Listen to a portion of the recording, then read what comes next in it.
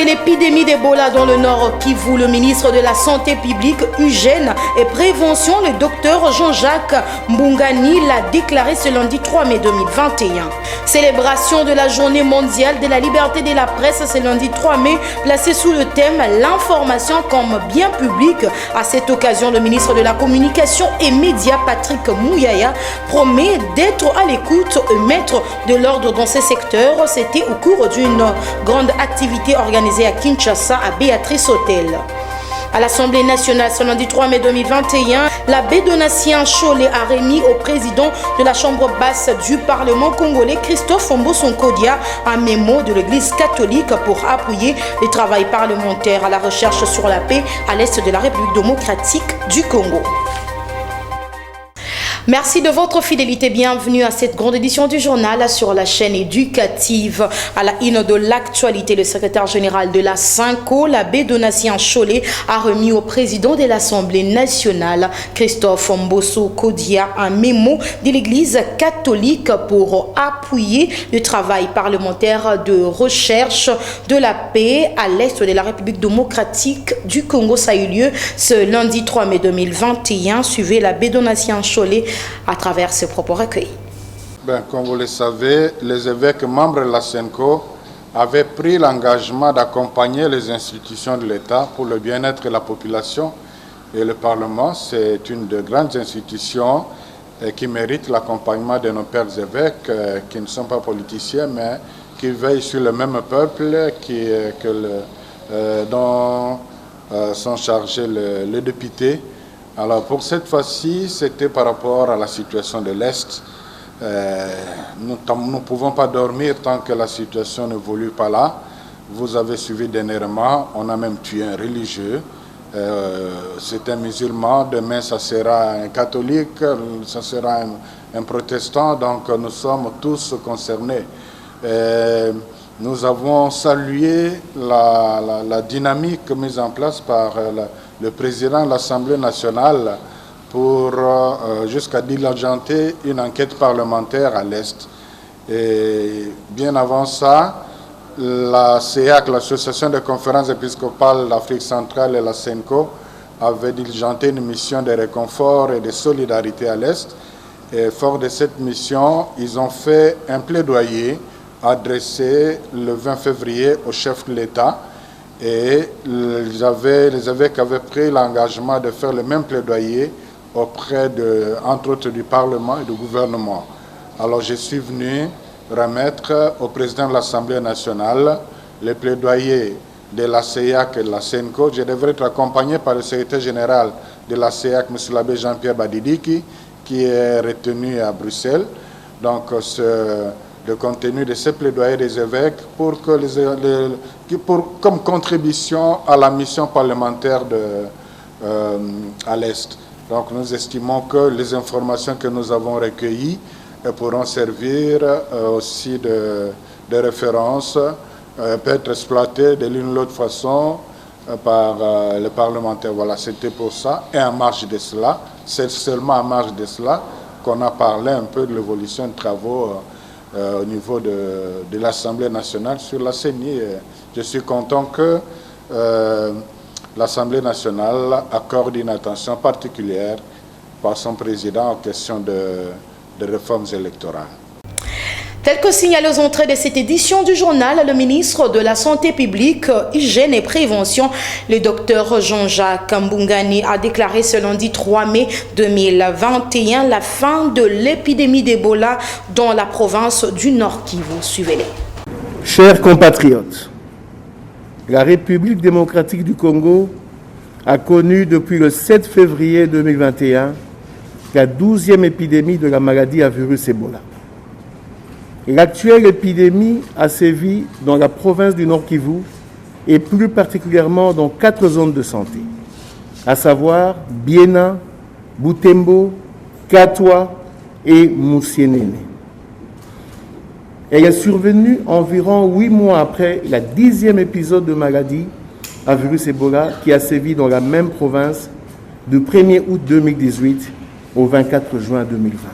Chers compatriotes, la riposte à cette 12e épidémie de la maladie à virus Ebola a une fois de plus bénéficié d'une attention particulière du chef de l'État, son Excellence M. Félix-Antoine Tshisekedi Tshilombo, qui de nouveau a chargé le ministre de la Santé et le gouvernement provincial du Nord Kivu de coordonner les actions de réponse. Ainsi, la Direction générale de lutte contre la maladie a apporté son expertise technique à l'équipe provinciale pour une réponse appropriée à cette épidémie de la maladie à virus Ebola. En ce lundi 3 mai 2021, je suis heureux de déclarer solennellement la fin de la 12e épidémie de la maladie à virus Ebola dans la province du Nord Kivu en République démocratique du Congo. Je remercie particulièrement la division provinciale de santé du Nord Kivu, les experts au niveau national, ainsi que les équipes qui ont œuvré sans relâche pour l'obtention de ce résultat. Je salue singulièrement l'engagement du gouverneur qui a, dès la déclaration de l'épidémie, dépêché à Butembo le ministre provincial à la Santé, à qui je présente au nom du gouvernement mes vives félicitations ainsi que la reconnaissance de toute la population congolaise pour ses bons et loyaux services. Je remercie les prestataires de soins de première ligne, les relais communautaires, ainsi que les cadres nationaux et provinciaux qui ont donné de leur savoir et engagement pour venir à bout de cette épidémie, parfois au risque de leur vie. La victoire sur cette crise sanitaire tient aux acquis de la 10e épidémie gérée par le secrétariat technique de la riposte, mais aussi de la résultante de la coopération internationale. Célébration ce lundi 3 mai 2021 de la Journée mondiale de la liberté de la presse sous le thème « L'information comme bien public ». À cette occasion, au cours d'une activité organisée à Kinshasa, le nouveau ministre de la Communication et Médias, Patrick Muyaya, promet d'être à l'écoute et mettre de l'ordre dans ces secteurs. Patrick Muyaya promet également de tenir dans le jour qui viennent les états généraux de la presse. Je vous laisse suivre Patrick Muyaya, ministre de la Communication et des Médias, porte-parole du gouvernement, dans ce propos recueilli par Junior Twendele et Jonathan Koyabouya. Quand la démocratie évolue, autant elle évolue avec la liberté d'expression, autant elle doit évoluer avec la tolérance. Vous savez que ce n'est pas toujours évident de rencontrer des personnes qui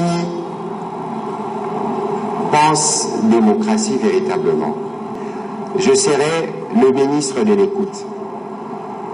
Parce que très souvent, les politiques en parlent, d'expérience des députés, parfois nous énervons. Et vous savez, honnêtement, que nous ne disposons pas des moyens, d'assez de moyens pour régler tous les problèmes de nos populations. Et que par notre capacité d'écoute, nous pouvons être en mesure de commencer déjà à soulager ces tueurs de plainte. Et vous pouvez être sûr que je serai ces ministres-là.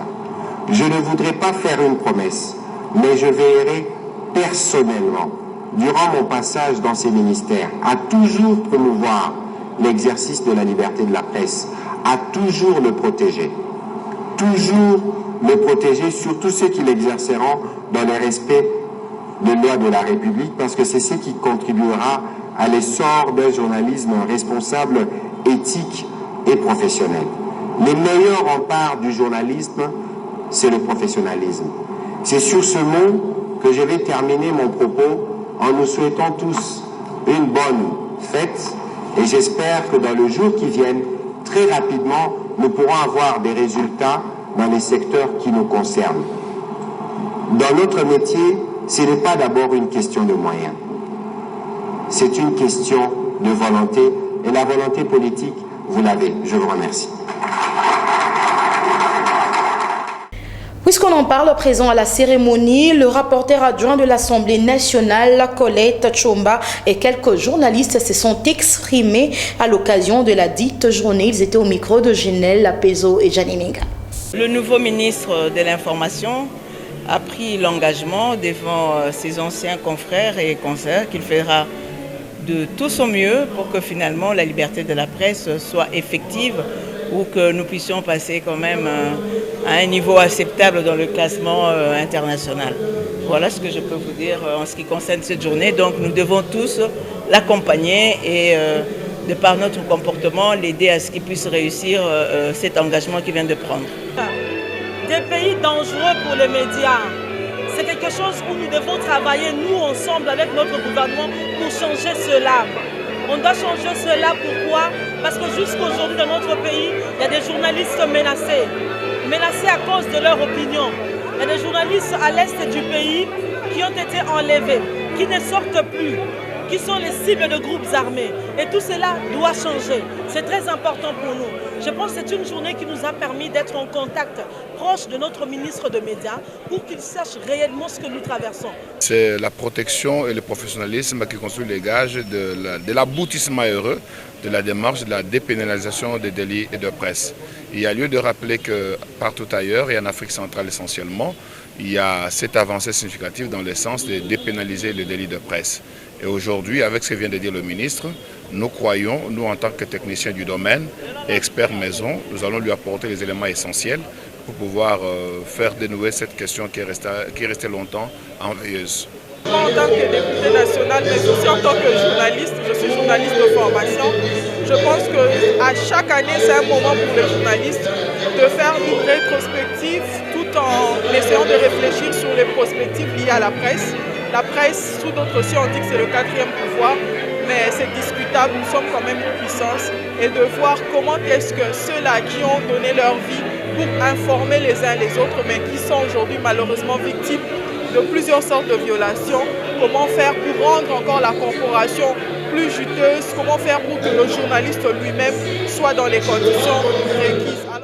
Direction primature à présent, en visite de travail dans la province du Haut-Katanga, le chef de l'exécutif national Jean-Michel Sama Lukonde s'est entretenu le dimanche 2 mai 2021 au gouvernorat de province avec respectivement le représentant de confession religieuse ainsi que celle de la fondation katangaise. Question de réfléchir sur comment consolider la paix et mettre fin à l'insécurité dans la province du Haut-Katanga imputable à la milice Bakata Katanga. Les explications avec Jean Singoy.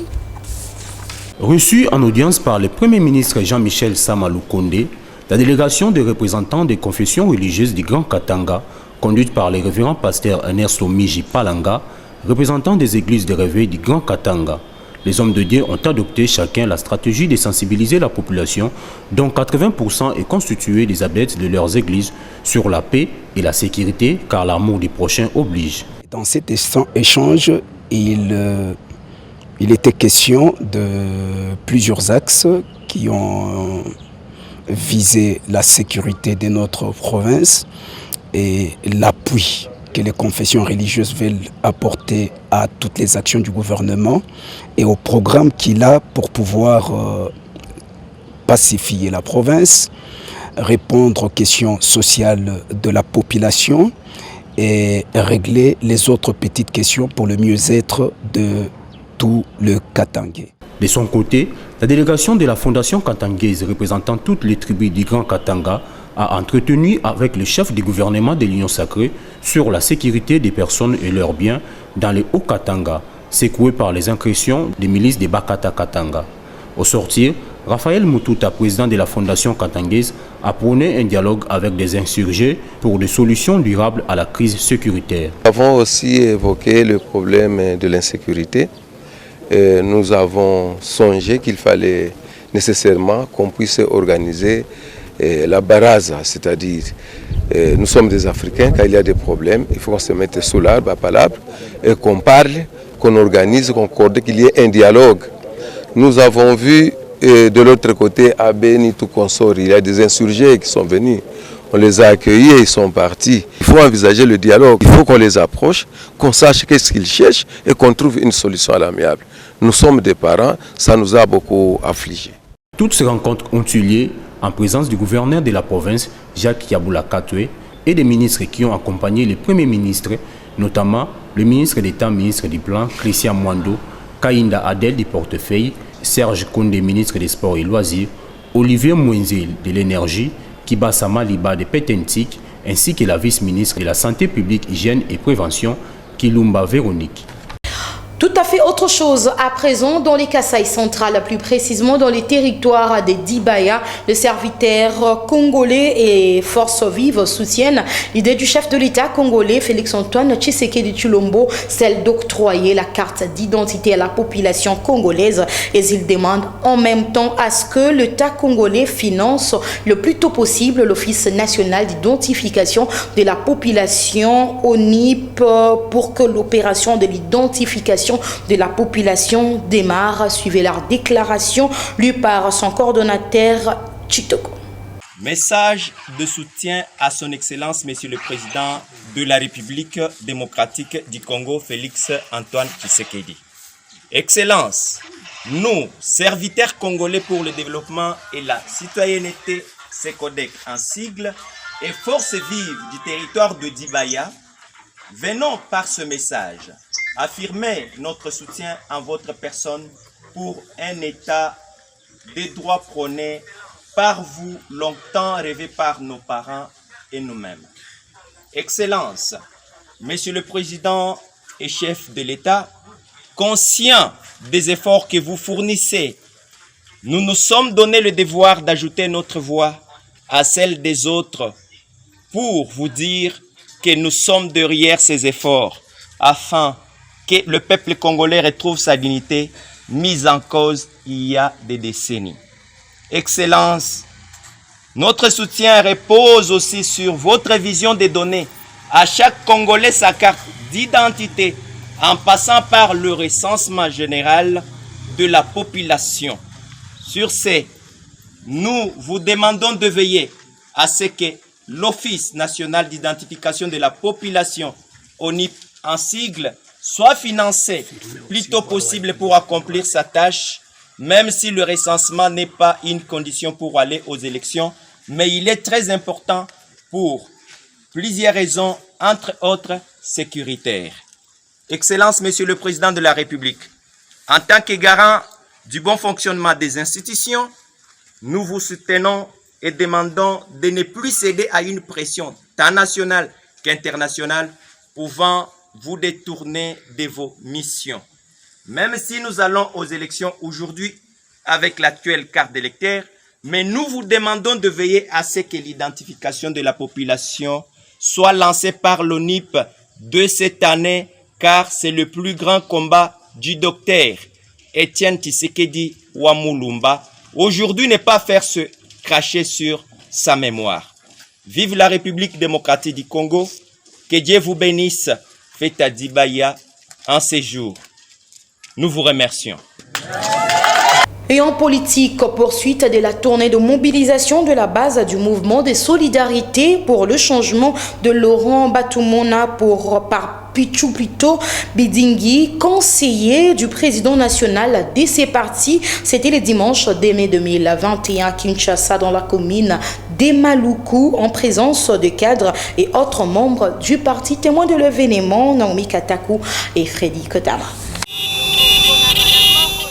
Toujours dans le cadre de la tournée politique de différentes communes des districts de la Tchangou, cette fois-ci dans la commune de Maluku, pour une mission de visiter et mobiliser la base du mouvement de solidarité pour le changement, parti cher à l'honorable Laurent Batumona, qui justifie la présence du conseiller du président national du MSC, Pichu Bidingi, qui a martelé sur la participation du mouvement de solidarité pour le changement aux élections de 2023 pour un changement total dans tout le secteur du pays.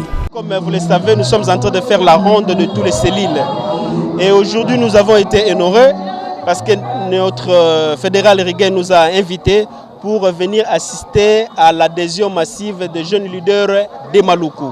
Nous remercions l'honorable Laurent Batumona Kantkam, c'est lui le grand visionnaire et c'est lui qui nous donne la ligne de conduite pour que l'MLC devienne en 2023 la deuxième force politique dans ce pays.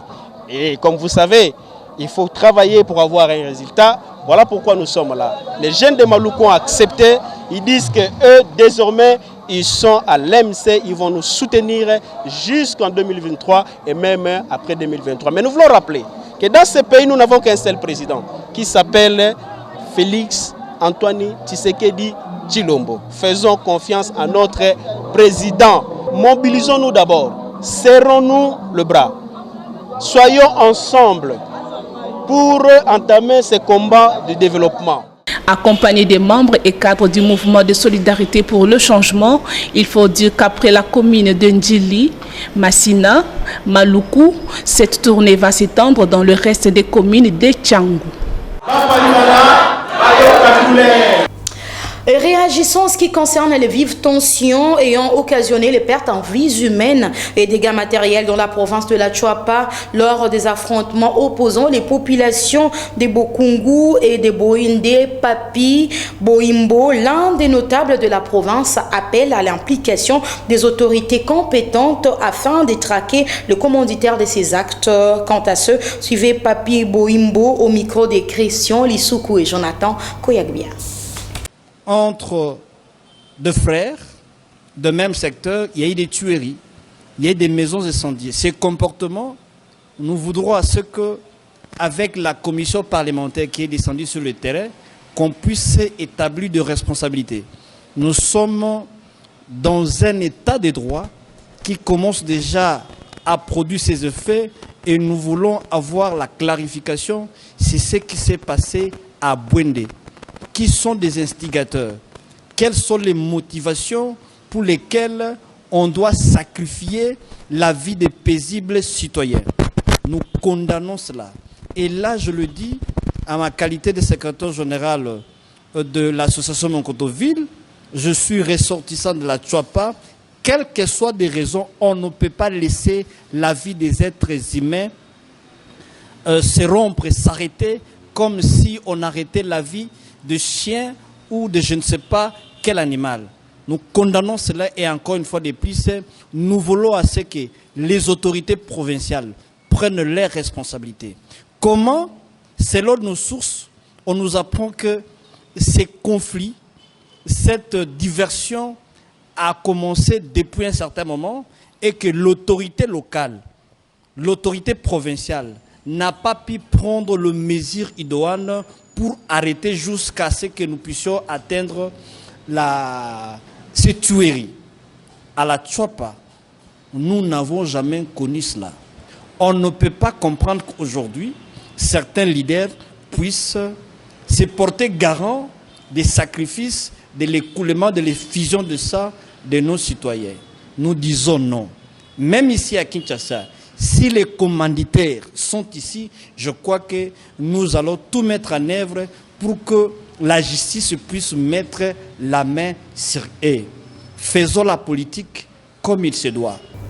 Et dans le reste de l'actualité, dans un point de presse tenu le week-end dernier à Kinshasa, les collectifs du mouvement citoyen de la RDCG 24 soutiennent le projet RAM en République démocratique du Congo. Pour cette fin, je vous invite à suivre leur déclaration lue par Mwanda Moussouli, président du collectif du mouvement citoyen G24, dans cet extrait choisi pour vous par Naomi Katako.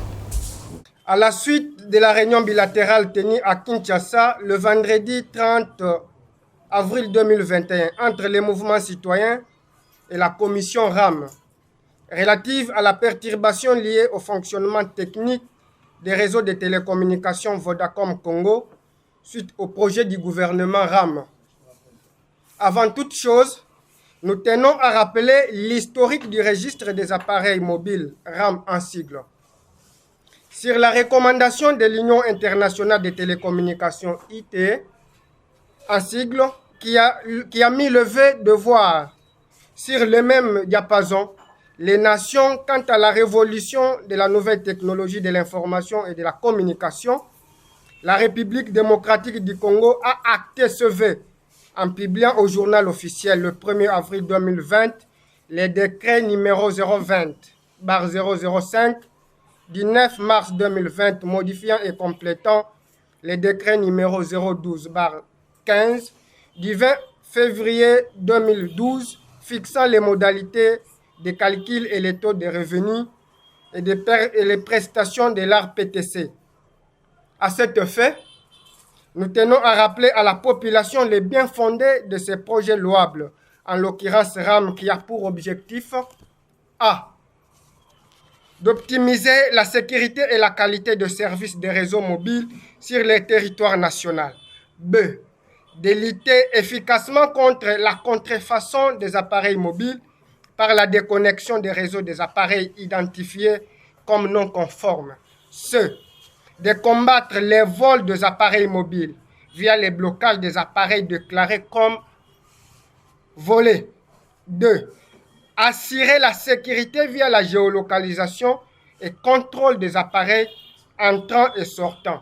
Dans la province de Lualaba, les femmes de la Tchala étaient sensibilisées par l'ambassadrice de l'UNICEF pour le droit de l'enfance qui concerne les différentes formes de violence basées sur le genre, notamment les mariages précoces devenus une pratique courante dans ces coins du pays. Les détails avec Copain Koutouvissa. Tchala, village situé à près de 30 km de Kolosi, chef-lieu de la province du Lualaba. Dans ces villages du chef Kambimbi, comme d'autres villages de cette province, 19% des filles entre 20 et 24 ans se sont mariées avant l'âge de 18 ans, selon l'enquête mixte 2018 pondérée. Une situation qui non seulement va à l'encontre des lois du pays, mais aussi entrave l'autonomisation socio-économique de ces dernières. C'est à ce sujet que les femmes de Tchala se sont intéressées à débattre avec l'ambassadrice de l'UNICEF, Céline Banza. Les causes, les conséquences et ce qu'il faut faire pour réduire ou mieux bannir ces pratiques, les femmes ont essayé de faire quelques recommandations, bien que les responsabilités soient partagées. La plupart des mariages ici sont précoces. Je dirais même 70%. Parce que la plupart des mariages de Tchala sont précoces. Les filles sont grosses avant l'âge de 18 ans. Les causes ont été plusieurs. Il y a la pauvreté, l'impossibilité des parents, l'indiscipline des enfants. Et bon, je dirais que les causes sont partagées entre les enfants et les parents. L'artiste Céline Banza, après sa prestation et l'explication de la chanson Mon corps, tout en partageant son expérience personnelle, a réussi à faire comprendre aux mamans leurs responsabilités et celui du chef Kambimbi. Le chef de village ici, c'est lui qui décide, c'est lui qui prend des décisions. Alors s'il faut que ces choses cessent, il faut voir avec lui. Il faut que lui-même puisse savoir, moi je regarde pourquoi il n'a pas participé. Si on veut que ces choses changent, il faut que et les hommes et les femmes puissent s'y mettre ensemble. La cause principale, c'est la situation économique. Il n'y a pas d'argent et les enfants ne peuvent pas aller à l'école, ou soit quand ils vont à l'école, ils arrêtent l'école et après c'est les mines et après c'est le mariage précoce. C'est dans le cadre de la campagne de l'UNICEF, les filles d'abord, ma voix et notre voix, que ce forum s'est tenu, a expliqué Daniela Savi, coordinatrice du fonds GBA UNICEF qui vise à sortir les enfants dans les communautés minières car leur place est à l'école. Ainsi s'achève cette édition du journal dont voici le rappel des principaux titres. Fin de l'épidémie d'Ebola dans le Nord Kivu, le ministre de la Santé publique, Hygiène et Prévention, le docteur Jean-Jacques Mbungani, l'a déclaré ce lundi 3 mai 2021. Célébration de la journée mondiale de la liberté de la presse ce lundi 3 mai, placée sous le thème « L'information comme bien public ». À cette occasion, le ministre de la Communication et Médias, Patrick Mouyaya, promet d'être à l'écoute et maître de l'ordre dans ces secteurs. C'était au cours d'une grande activité organisée à Kinshasa, à Béatrice Hôtel. À l'Assemblée nationale, ce lundi 3 mai 2021, l'abbé Donatien Cholet a remis au président de la Chambre basse du Parlement congolais, Christophe Mbosonkodia, un mémo de l'Église catholique pour appuyer les travaux parlementaires à la recherche sur la paix à l'est de la République démocratique du Congo. C'en est complètement fini dans cette grande édition du journal. La chefferie d'édition Junior Twendele, la technique a été assurée par Guilhem Mayamba et Delphine Tundula. Mesdames et messieurs, merci de votre fidélité et nous vous souhaitons bonne continuité de programme sur la chaîne éducative. Merci, au revoir.